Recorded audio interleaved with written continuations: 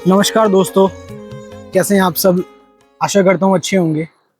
दोस्तों, आज हम लोग अपनी अष्टावक्र महागीता का वहां से आगे पढ़ेंगे जहां तक हमने पहले पढ़ा था।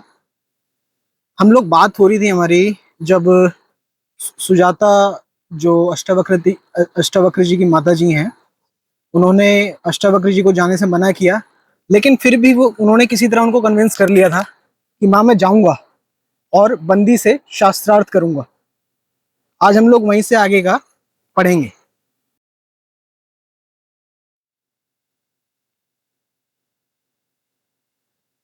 मिथिला के भव्य मुख्य द्वार पर खड़े द्वारपाल एकाएक अट्टहास करके हंसने लगे थे। कारण थे कारण अष्टावक्र ही थे, क्योंकि उनको दरबार में मतलब ऐसे शरीर संरचना वाले व्यक्ति को देख करके कि वो अलग अलग तरह से मुड़ा तोड़ा हुआ है, अष्टावक्र जो थे ना, उनको देख के वो हंसने लगे थे। जो अपनी विवश बेढंगी चाल से राजभवन की ओर बढ़े चले आ रहे थे। अष्टावक्र जी यकीनन जब इतने मतलब उनके भीतर अलग अलग भागों से जब मुड़े हुए थे तो उनको चलने में दिक्कत होती होगी। राजपथ पर उनके पीछे खिल्ली उड़ाते और बहुत से स्त्री पुरुष पुरुष व बच्चे थे। सभी तरह के जो लोग थे उनकी खिल्लियां उड़ा रहे थे कि कौन आ गया, इतना अजीब सा टेढ़ा मेढ़ा आदमी। वातावरण पूर्ण उपहास से भरा हुआ था। इन सबसे विरक्त अष्टावक्र निर्विकार भाव से बड़े चले आ रहे थे। कुछ लोग कटाक्ष भी कर रहे थे, परंतु अष्टावक्र जैसे कुछ सुन ही नहीं रहे थे। आह, क्या सुंदर चाल है, जैसे स्वयं गरुड़ भगवान आकाश में विचरण कर रहे हैं, किसी ने कहा। तो अन्य सभी लोग हंस पड़े। मतलब लोग कमेंट्स कर रहे थे, कटाक्ष कर रहे थे उनके ऊपर इस तरह से। अष्टावक्र जब मुख्य द्वार के समीप पहुंच गए तो भीड़ पीछे रह गई थी, क्योंकि द्वारपालों का कुछ भय तो था ही। द्वारपालों ने भी अपनी हंसी को रोका, क्योंकि वैसा तेजस्वी बालक उन्होंने पहले कभी नहीं देखा था। भले ही वो किस तरह से भी दिख रहे हो, मगर उनके चेहरे पर एक तेजस्विता थी। द्वारपालों को भी ये था मतलब थोड़ा सा फॉर्मली तो अब शांत रहना ही पड़ेगा। फॉर्मली मतलब कि जैसे लोग जो पब्लिक में है, पब्लिक तो देख के हंस रही थी, और भी दरबार में जो थे वो सब लोग भी हंस रहे थे। अगर जैसे ही वो गेट के पास पहुंचे, मतलब महल का गेट होगा, तो जो वहां के द्वारपाल थे उन्होंने अपनी हंसी को रोका। कहीं कुपित होकर श्राप दे दिया तो लेने के देने पड़ जाएंगे। उनके मन में भय भी था, क्योंकि अष्टावक्र जी को देख के उनको लग रहा था कि कहीं ये श्राप ना दे दे। हे कर्तव्यनिष्ठ द्वारपालों, अष्टावक्र जी कहते हैं उनको। अष्टावक्र जी ने मीठे स्वर में कहा उन्हें, कृपा करके महाराज तक मेरा संदेश पहुंचा दीजिए कि एक ब्राह्मण पुत्र उनके दर्शनों का अभिलाषी है। उस मीठी और आदर सूचक वाणी ने द्वारपालों को विस्मय और लज्जा से भर दिया। वह बालक निसंदेह विद्वान है और उन्होंने उसका उपहास किया, फिर भी उसके मस्तक पर क्रोध या विषाद का एक चिन्ह तक नहीं था। हे मुनिवर, राजधानी में आपका स्वागत है, परंतु क्षमा करें, आपकी आयु अभी राज दरबार में जाने योग्य नहीं है। वहां केवल वयस्क लोगों की समस्याएं ही सुनी जाती हैं। यदि आपकी कोई समस्या है तो आप महारानी से मिल सकते हैं। महारानी जी बड़ी ही बाल वत्सल और दयालु हैं, बच्चों को प्यार करने वाली और दयालु हैं। मतलब कि जो अडल्ट थे केवल वही राजा जी से मिल सकते थे अपनी समस्याओं के लिए। वो तो बच्चे थे, तो उनको मतलब द्वारपाल देख के बोल रहे हैं कि आप राजा से तो नहीं मिल सकते, आप रानी से मिल लीजिए, वो बच्चों को प्यार बहुत करती हैं। ऐसा उनका मतलब बच्चा देख के उनको ऐसा बोला उन्होंने। राजा के दरबार में वयस्क और बालक के लिए पृथक नियम। ऐसा क्यों? क्योंकि दरबार में विद्वजनों की सभा होती है, ज्ञान चर्चाएं होती हैं, वहां ज्ञानी का स्वागत होता है। आप जैसे बालक वहां के ज्ञानमय वातावरण को अपनी छोटी मोटी समस्या से बाधित ही करेंगे। उनको मतलब बच्चा समझ रखा था उन्होंने, हालांकि वो दिखने में बच्चे ही थे, लेकिन उनकी विद्वमता से वो लोग परिचित नहीं थे। अतः आपको महारानी के पास ही जाना चाहिए। द्वारपाल ने विनम्रता से कहा उनसे। द्वारपाल, अष्टावक्र जी उनको बोलते हैं, द्वारपाल, क्या तुम्हें कोई दिव्य दृष्टि प्राप्त है जो तुमने निर्णय भी कर लिया कि मैं ज्ञान के अभाव से ग्रस्त हूं? ज्ञान का आयु से क्या संबंध? संसार में ऐसे शतायु जीव भी हैं जो पूर्ण रूप से ज्ञान रहित हैं।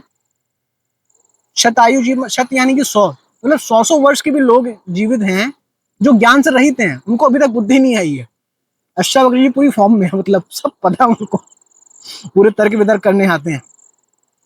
ज्ञान तो एक गांठ के भीतर होता है जो आयु की पहली दूसरी वर्षगांठ पर भी खुल सकती है।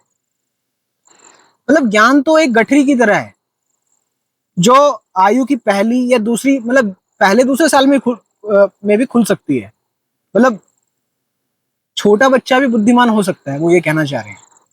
और ना खुले तो 1000 वर्ष की आयु तक भी व्यक्ति अज्ञानी ही रहता है। मतलब ये ऐसी चीजें तो खुल जाए तो पहली दूसरी साल में भी खुल जाए, वरना 1000 साल तक भी अगर कोई जिंदा रहे और तब भी वो अज्ञानी ही रहे। द्वारपाल एक दूसरे का मुंह देखने लगे कि इन्होंने ऐसी क्या क्या बातें करता है, इतना सा बच्चा, इतना विद्वान। द्वारपालो, बहुत समय पूर्व यहाँ मेरी ही आयु के व्यास पुत्र शुकदेव पधारे थे। उस समय तो तुमने किसी नियम का भी नाम नहीं लिया था, क्योंकि उनका व्यास पुत्र होना ही पर्याप्त था। मैं किसी महान महर्षि का पुत्र होता तो आज भी संभवतः तुम्हें कोई नियम स्मरण ना आता। मतलब वो वीआईपी लोग थे, तुमने उनके लिए उनको जाने दिया, और मेरे पिताजी कोई महान नहीं है, मैं किसी महर्षि का बेटा नहीं हूँ, तो तुम मुझे नहीं जाने दे रहे। ऐसा मतलब इनका मीनिंग है। द्वारपाल लज्जा से मुंह चुराने लगे। मेरी तुम्हें लज्जित करने का आशय नहीं है मित्रों, अष्टावक्र जी उनसे कह रहे हैं, मेरा मतलब तुम्हें लज्जित करने का आशय नहीं है। मैं तुम्हारे कर्तव्य का स्मरण कराना चाहता हूँ। तुम मेरा संदेश महाराज तक पहुंचा दो, फिर जैसा उनका आदेश हो वैसा व्यवहार करना। अष्टावक्र जी ने कहा, आपने हमारे ज्ञान चक्षु खोल दिए मुनि कुमार, आप हमारे साथ चलिए। द्वारपाल मान गए। करने की आर्ट आती थी अष्टावक्र जी को।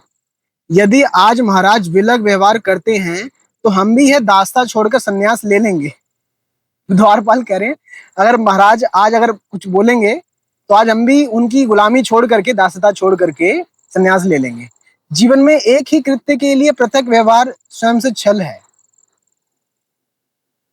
मतलब एक ही ड्यूटी, मतलब उनको भी तो लग रहा होगा ना कि शायद हमने भी कुछ गलती कर दिया, क्योंकि व्यास देव जी के पुत्र को तो जो उन्होंने जाने दिया था ना, व्यास मुनि के पुत्र को।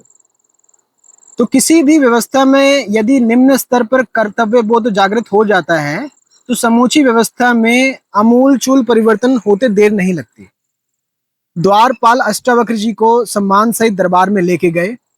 वे जैसे ही दरबार में प्रविष्ट हुए, सभी की दृष्टि उनकी ओर उठ गई और अनायास ही सभा में अट्टहासों का दौर आरंभ हो गया। उनकी उस शारीरिक संरचना को देख करके सभी लोग हंसने लग गए कि कैसा ये एक अजीब सा बालक आ गया। केवल महाराज जनक ही और बंदी ही ऐसे थे, बंदी वही जिन्होंने कहोर जी के साथ में, मतलब अष्टावक्र जी के पिताजी के साथ में शास्त्रार्थ किया था, जो गंभीर मुद्रा बनाए बैठे थे। अष्टावक्र ने ठाकुर पर ध्यान ना देते हुए महाराज जनक को प्रणाम किया और बंदी को भी। यह बात महाराज जी की पारखी दृष्टि से छुपी ना रह सकी और उनकी आंखों में आश्चर्य उतर आया। बंदी ने नेत्रों के संकेत से ही उन्हें आश्वस्त कर दिया। विप्र कुमार, विप्र कहते हैं बुद्धि को, मतलब आगे पढ़। जनक की सभा में आपका स्वागत है। महाराज ने सिंहासन छोड़ दिया। महाराज, अष्टावक्र ने शांत शांत स्वर में राजा जनक को बोला, मैंने सुना था कि मिथिला नरेश के राज दरबार में एक से बढ़कर एक विद्वान रहते हैं। अपनी ज्ञान पिपासा शांत करने के लिए मैं यहाँ आया था, परंतु प्रतीत होता है यहाँ गहन चर्चा की बात ही मिथ्या प्रचार है। मतलब यहाँ पे गहन डीप डिस्कशंस तो शायद नहीं होते होंगे, ये तो मिथ्या वाली बात है। यह यहाँ मुझे कोई भी विद्वान दिखाई नहीं दे रहा है। अष्टावक्र जी बोले, ये क्या कह रहे हो मुनि कुमार? राजा जनक आश्चर्य से बोले, वास्तव में ही इस सभा में एक से बढ़कर एक उत्कट विद्वान है, जिन्होंने वेद शास्त्रों को कंठस्थ किया है, वेदों की मीमांसा में निपुण और ज्ञान की अंतिम सीमा पर पहुंचे अपराजय ज्ञान शिरोमणि विद्वान बंदी के सानिध्य में यहाँ प्रतिक्षण ज्ञान चर्चा की पावन वैतरणी बहती है। और आप कहते हैं कि आप इन धर्म पारखियों को विद्वान कह रहे हैं। अष्टावक्र जी उनको बोलते हैं। अष्टावक्र ने विद्वानों की और कनिष्ठा उठाई, और जो बाह्य जगत और आंतरिक जगत के भेद नहीं जानते। मतलब इस तरह से बोलते हैं, कनिष्ठा बोलते हैं छोटी उंगली को। ये जो बाह्य जगत और आंतरिक जगत के बीच में भेद नहीं जानते, जो इंटरनल वर्ल्ड और आउटर वर्ल्ड के बीच में डिफरेंस नहीं कर पाते, जिन्हें सूक्ष्म से अधिक स्थूल दिखता है, जो चमड़ी से व्यक्तित्व का आकलन करते हैं, इन्हें विद्वान कैसे कहा जा सकता है? यदि इन्हें एक सुंदर दिखने वाला परंतु भीतर से कटी कीट युक्त फल खाने को दिया जाए, मतलब ऐसा फल जिसके अंदर कीड़े लगे हों और मगर बाहर से सुंदर दिखता हो, तो मुझे नहीं लगता कि इनमें से कोई भी ये विचार भी करेगा कि बाहर से दुखने सुंदर दिखने वाला फल के अंतर में कीट भी हो सकते हैं, क्योंकि इन्हें तो मात्र चर्म का ही ज्ञान है, मर्म का नहीं। उसके भीतर नहीं जानते कि क्या चीज है। मुनि कुमार अब उनको अष्टावक्र जी को बोलते हैं। एक विद्वान क्रोध से विकृत होकर बोला। अष्टावक्र जी को एक विद्वान वहां पे सभा में बैठा हुआ क्रोध से बिल्कुल विकृत, मतलब गुस्से में उनको बोला, तुम्हारी दृष्टता तो अक्षम्य है, परंतु तुम्हारी आयु और विकलता पर दया आती है। संभवतः शारीरिक विकलता की हीनता ने तुम्हारे मस्तिष्क को भी विकल कर दिया है। विप्र कुमार, हम आपके कथन का स्पष्टीकरण चाहते हैं। राजा जनक ने पूछा। राजा जनक अष्टावक्र जी को पूछ रहे हैं, हमें जस्टिफाई करके बताओ तुम ऐसा क्यों बोल। महाराज, विद्वान वह नहीं जो ग्रंथों को कंठस्थ कर ले और वाचाल की भांति बोलते चले जाते हैं। विद्वान वो नहीं है जो बस बोलते चले जाते हैं। आजकल यही चलता रहता है ना, बड़े बड़े मंच होते हैं, लोग बैठ के बोलना शुरू कर देते हैं। विद्वान वह है जो अपने ज्ञान से जिज्ञासाओं का समाधान करे और समस्त जीव जगत में स्वयं को देखे। आपके विद्वानों ने मेरे प्रवेश के साथ ही मेरी शारीरिक विकृति पर प्रहसन का माध्यम बना लिया। मतलब जैसे ही मैं दरबार में प्रवेश किया, मुझको देख करके सभी लोग हंसने लग गए। इन्होंने विचार तक नहीं किया कि इस सभा में केवल विद्वान ही आने का साहस कर सकता है। मतलब यहाँ पे मैं आया हूँ, उसमें कोई तो बात होगी ना। मुनि कुमार, बंदी ने व्यंग्य पूर्वक कहा। बंदी वही, जितनी तुम्हारी आयु है उतनी आयु में तो वेद शास्त्र का अर्थ भी समझना कठिन है। फिर भी तुम्हें जो कुछ थोड़ा बहुत ज्ञान है उसका अहंकार बचपना ही है। मतलब उनको लगता है कि वो ईगो ईगो कर रहे हैं, अहंकार में बोल रहे हैं सब कुछ। इस सभा में बड़े बड़े विद्वान बैठे हैं, तुम किसी एक के साथ शास्त्रार्थ करके अपनी संतुष्टि कर सकते हो। यद्यपि इस सभा के शास्त्रार्थ की एक शर्त है कि पराजित विद्वान को जल समाधि लेनी पड़ती है, परंतु तुम बालक हो, अतः तुम्हें इस शर्त से मुक्त किया जाता है। हम तुम्हें माफ कर देंगे, तुम चाहो तो शास्त्रार्थ कर लो मतलब इस सभा में किसी से के साथ भी। तत्काल बंदी सतर्क हो गया। अष्टावक्र की दृढ़ता और भाव भंगिमा ने यह तो स्पष्ट कर दिया था कि उस बालक को समझने की उसको बालक समझने की भूल करना एक अज्ञानता थी। ज्ञान रिक्त तो वह प्रतिशोध के क्षेत्र में नहीं उतरा होगा। अतिरिक्त ज्ञान शक्ति का प्रयोग करना होगा। अष्टावक्र निर्भय होकर बंदी के सामने बैठ गए। सभासद ऐसे मौन थे कि सभा में सुई गिरने की आवाज भी स्पष्ट सुनाई दे। सब लोग शांत, पिन ड्रॉप साइलेंट हर जगह पे। सब लोग हैरान थे कि अब इनका शास्त्रार्थ होने वाला है। परम विद्वान बंदी, अब आप प्रश्न आरंभ करें, राजा ने कहा। विद्वान अष्टावक्र, आप प्रश्नों का उत्तर देकर सभा की ज्ञान वृद्धि करें।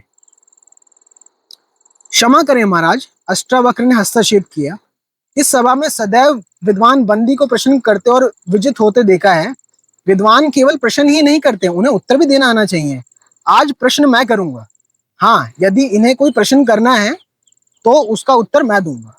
मतलब कि आज मेरे से आज सबसे पहला क्वेश्चन मैं पूछूंगा।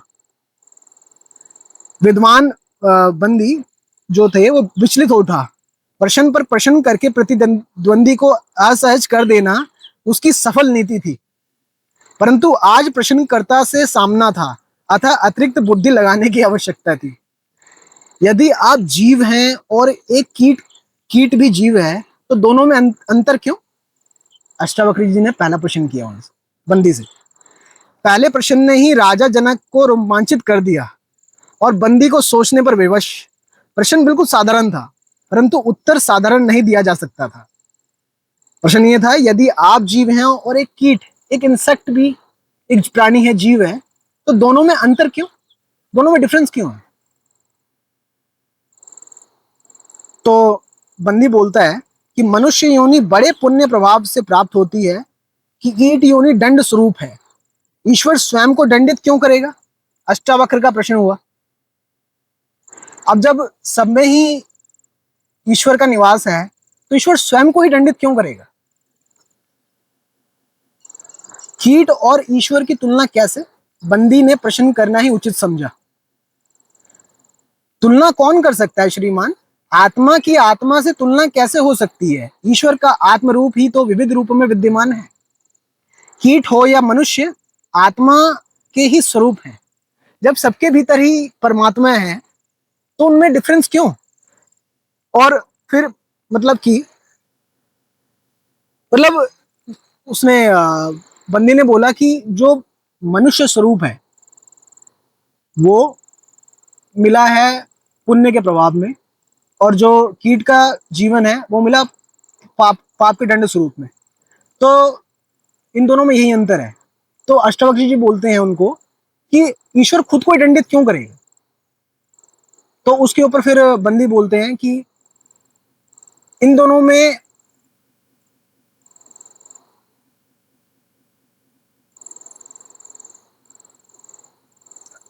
मतलब ईश्वर में और एक कीट में तुलना क्यों कर रखी है? बंदी बोलता है,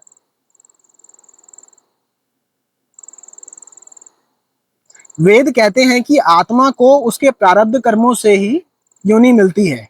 आत्मा तो अजन्मी है और महाज्ञानी। आत्मा कर्म मुक्त होती है। वेद सत्य असत्य नहीं कहते, तो यह भ्रामक बात आप कैसे ज्ञानी उसे परिचित की है?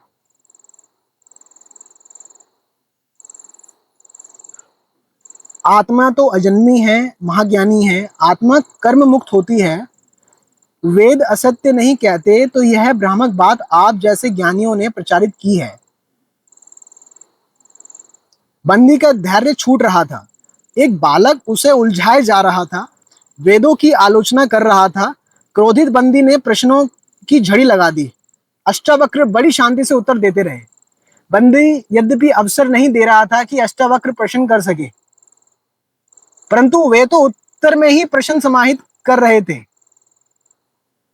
बंदी क्रोध में यह भी भूल गया कि उसने बहुत से प्रश्नों का उत्तर नहीं दिया है। विद्वान सभासद भी आश्चर्य से उसे देख रहे थे। सदैव प्रतिद्वंदी पर भारी पड़ने वाला विद्वान बंदी शास्त्रार्थ की परंपरा विस्मृत कर रहा है। मतलब अब वो भूल रहा है, अब वो खुद भी आंसर नहीं कर रहा, बस प्रश्न पर प्रश्न किए जा रहा है। महाज्ञानी बंदी, महाराज जनक ने हस्तक्षेप किया, आप नियमों की सीमा को तोड़ चुके हैं। अब राजा का दिमाग चलने लगा। बंदी ने हड़बड़ाकर महाराज की ओर देखा। उसे अपनी भूल का आभास हुआ। प्रतिद्वंदी शांत चित्त और प्रसन्न मुद्रा में बैठा था। मतलब कि अष्टावक्र बिल्कुल शांत, काम एंड कंपोज होकर बैठे हुए थे। बिल्कुल निश्चय किया कि क्रोध नहीं करना, परंतु जब अंतर में क्रोध के बीज थे तो उगने ही थे। शास्त्रार्थ चलता रहा और समापन तब हुआ जब अष्टावक्र के कई प्रश्न अनुत्तरित रह गए, अनआंसर्ड रह गए, कि उसने बंदी ने आंसर नहीं किया था, और बंदी मौन हो गया। यह पराजय स्वीकार करने का भाव था। मौन, वो चुप हो गया था। यह पराजय पराजय मतलब हार को स्वीकार करने का भाव था। उसका सिर झुक गया। सबने सबसे पहले मंत्रमुग्ध महाराज जनक ने अष्टावक्र की प्रशंसा में करतल ध्वनि की, तालियां बजाई, तो जैसे सभासदों की तंद्रा भंग हुई। सभी ने राजा का अनुसरण किया और दरबार करतल ध्वनि से गूंज उठा, दरबार तालियों से गूंज उठा। हे महाज्ञानी अष्टावक्र, मुझ मूर्ख को क्षमा करें। बंदी ने पराजय स्वीकार करते हुए हाथ जोड़कर कहा। बंदी ने हार मान ली। आपका ज्ञान विशुद्ध आत्मज्ञान है, जो जीव को भय भव से पार करने का सामर्थ्य रखता है। मैं अपनी पराजय स्वीकार करते हुए शर्त के अनुसार जल समाधि की आज्ञा चाहता हूँ। आज बंदी फंस गया। आज वो खुद ही, मतलब दरबार में ये शर्त होती थी ना कि जो हार जाएगा उसको जल समाधि लेनी पड़ती थी। तो बंदी कह रहा है कि आज मैं हार चुका हूँ और जल समाधि लेने की आज्ञा चाहता हूँ। अष्टावक्र जी बोलते हैं, नहीं श्रीमान, ज्ञान का आदान प्रदान जय पराजय के भाव से नहीं होना चाहिए। अष्टावक्र जी विनीत स्वर में बोले, पराजित के प्रण लेने की बात तो वेद भी नहीं करते। पराजित के प्राण लेने की बात तो वेद भी नहीं करते। वेदों में कहीं नहीं लिखा कि जो शास्त्रार्थ में हार जाए उसके प्राण हट लिए जाए। अतः मेरी इस जिज्ञासा का समाधान करें कि इस प्रकार की अनुचित शर्त आपने क्यों रखी और क्यों इसे न्यायप्रिय नरेश का समर्थन मिला। मतलब राजा जैसे एक डिसीजन मेकर ने इसको स्वीकृति कैसे दे दी? उतने उच्च पद पे बैठे हुए राजा ने क्यों इसे स्वीकृति दे दी? और मतलब इस तरह की शर्त रखी ही क्यों हो गई कि जो हारेगा उसको प्राण त्यागने पड़ेंगे, जल समाधि लेनी पड़ेगी। बंदी ने महाराज जनक की ओर देखा और नेत्रों से संकेत किया, हे महाज्ञानी मुनि कुमार अष्टावक्र। मतलब बंदी का इशारा था राजा को कि उसका इसका आंसर आप दीजिए। हे महाज्ञानी मुनि कुमार अष्टावक्र, राजा जनक ने कहा, सर्वप्रथम तो मैं उस माता को प्रणाम करता हूं जिसने आप जैसे श्रेष्ठ ज्ञानी को जन्म देकर इस कालखंड को ऋणी कर दिया। आज उस तत्व ज्ञान की झलक मिली है जो तृप्ति का साधन है। आज उस रहस्य को भी सामने लाने का अनुकूल समय जान पड़ता है जिसने हमारी न्याय प्रियता को भी संदेहशील बना रखा था। उठकट उत्कट विद्वान बंदी के आवेशपूर्ण व्यवहार ने आज हमें मानवीय विकारों की शक्ति से परिचित करा दिया। जब देवपुत्र मानव के रूप में आकर विकारग्रस्त हो सकता है तो मानव तो विकारों से घिरा हुआ ही है। आत्मज्ञान ही विकारों को पराजित करने का एकमात्र माध्यम है, ऐसा आपके वचनों से जान पड़ता है। मतलब कि मानव तो एक गलतियों का पुतला है। जब देव पुरुष शरीर में आकर ऐसी विकृत स्थिति में आ सकता है तो हम तो सभी दोषों से घिरे ही हुए हैं। तो आत्मज्ञान ही, खुद को जानना ही विकारों को पराजित करने का एकमात्र माध्यम है, ऐसा आपके वचनों से जान पड़ता है। मतलब उसकी उनकी तारीफ करते वो जनक बोल रहे हैं ऐसा। सबने, आज यहां से थोड़ा आगे भी पढ़ते हैं, सबने बंदी की ओर देखा और अब शांत भाव से बैठा था। पहले तो बहुत इगोइस्टिक वे में बातें करता था, बहुत ही ज्यादा मतलब अकड़ूस किस्म का स्वभाव था, मगर अब ऐसा नहीं था।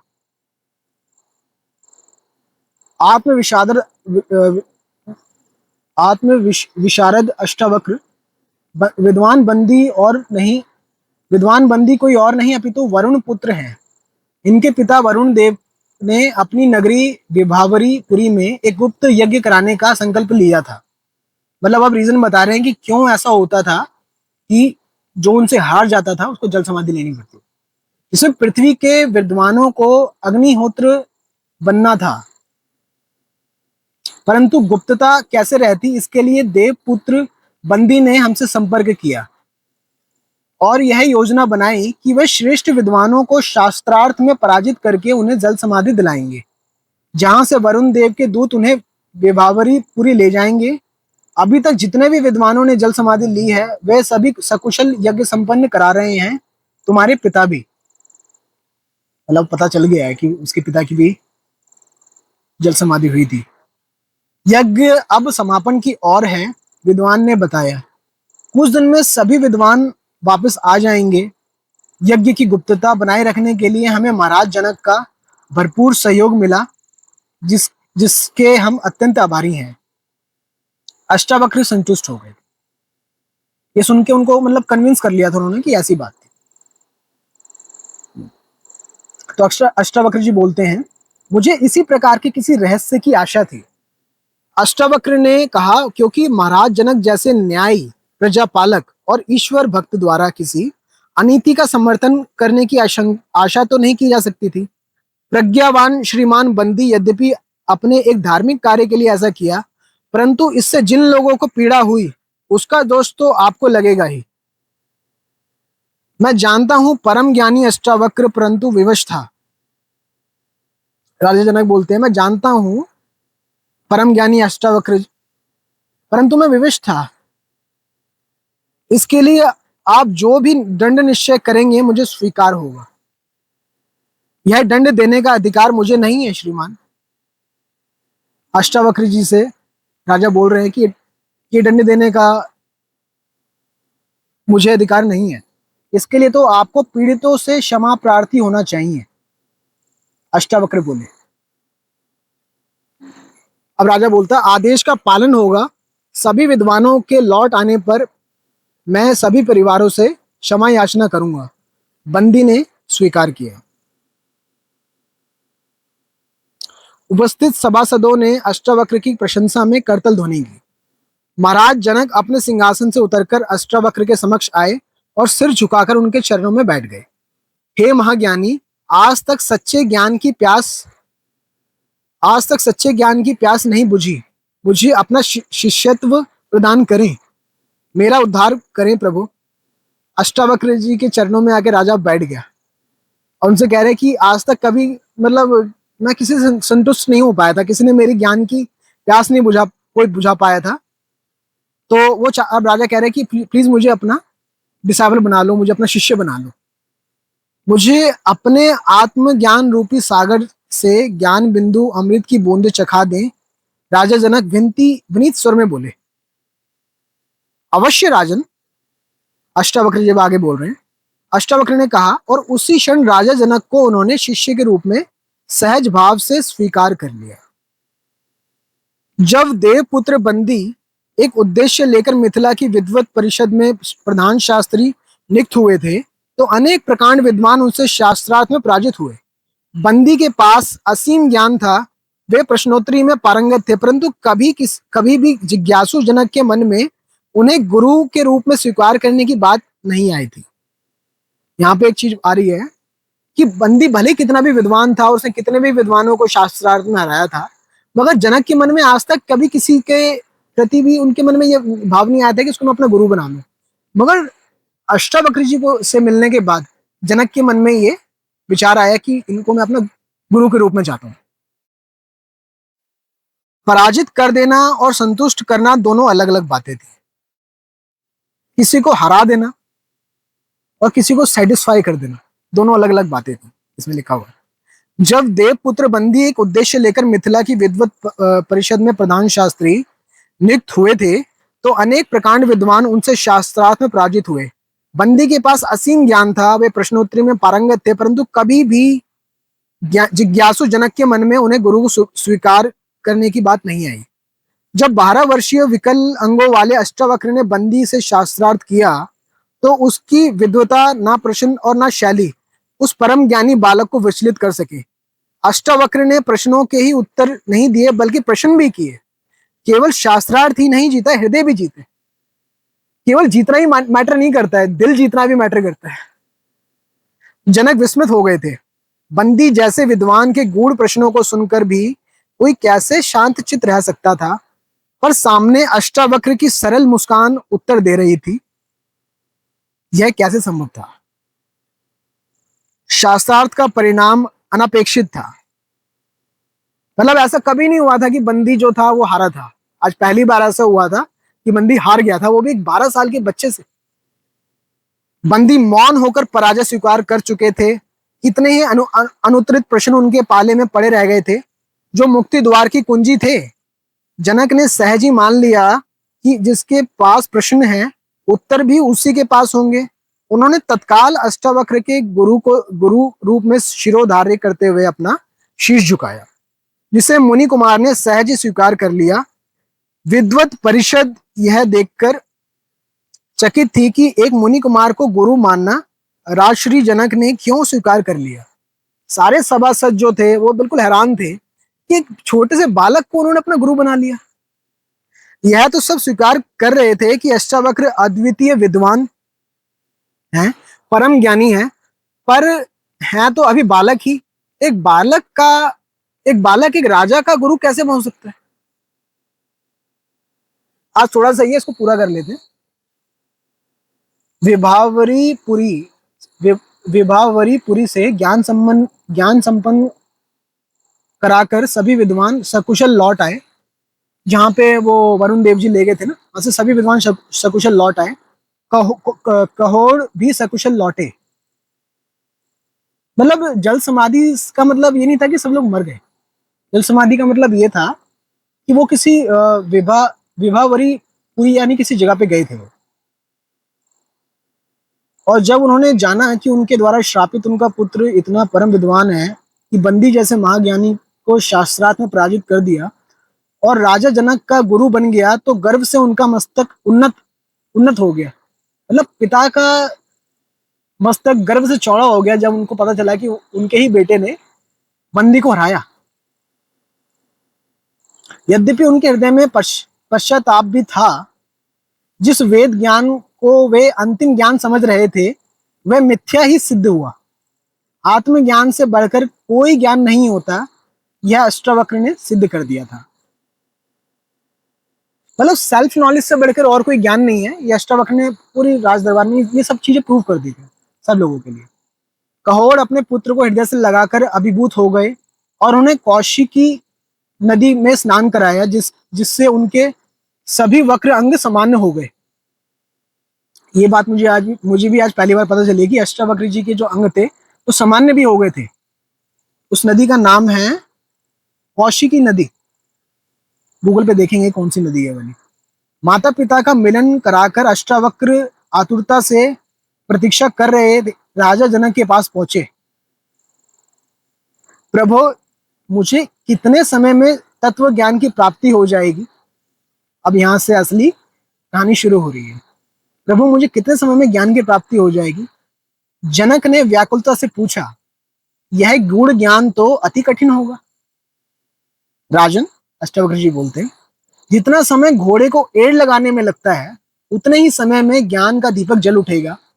अष्टावक्र ने कहा, जब भाव मन को स्पर्श करेगा तभी आत्मबोध हो जाएगा। मतलब इसमें उतना ही टाइम लगेगा जितना देर घोड़े को एड़ लगाने में, मतलब कि उसको, जैसे घोड़ा आपने कभी देखा होगा, घुड़सवार उसको ना एड़ लगाता है, एड़ी से ना हल्का सा ऐसा टिक टिक करता है ताकि उसकी डायरेक्शन चेंज हो जाए।